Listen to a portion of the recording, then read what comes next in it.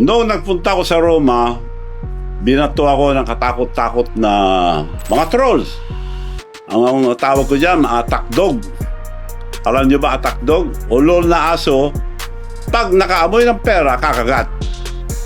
Now, sasagot, lahat, tandaan nyo po ito, isa lang ang salita ko. Pag may totoo sa mga panira nila, magpapakulong ako.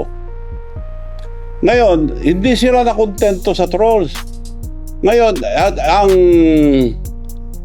naging trolls, yung spokesperson ng Malacanang, Claire Castro, Yusek Claire Castro.